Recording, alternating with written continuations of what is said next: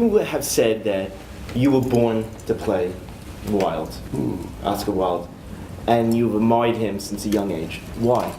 Well, first it was Alan Bennett, the English playwright, who once, as I was towards the end of the 80s, as I was beginning to get a bit more portly, he passed me in Joe Allen's in London, and he tapped me on the shoulder. He said, "You know, I was looking at you just now. You should play Oscar Wilde one day. You really do look like him." A bit of a vain person I immediately went straight to the lavatory and I parted my hair in the middle. I thought, I sort of know what he means, you know. If you're a film actor, there are many, many marvellous things you get asked to do, but I love all movies, almost without exception. And when I was youngish, one of my favourite sets of movies were the Dirty Harry movies, and the second one, Magnum Force, you may remember, with David Soul and Hal Holbrook. And Hal Holbrook is Briggs, who's his boss, who turns out to be the villain at the end.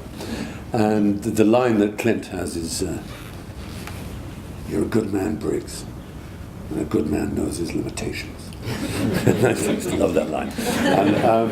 And if you're going to be an actor, you've got to know your limitations. I don't mean necessarily your artistic limitations, but in terms of film limitations, I am not going to get parts that Paul Rudd and Johnny Depp have just turned down. It just isn't going to happen.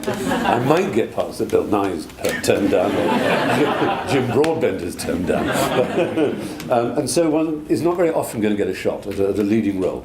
And so when the idea came forward and the possibility of Wilde came about, it was extraordinarily exciting for me, because I did think, not that this was my big shot at stardom per se, but that it was an opportunity to play a character all the way through a film. There's enormous fun. I mean, I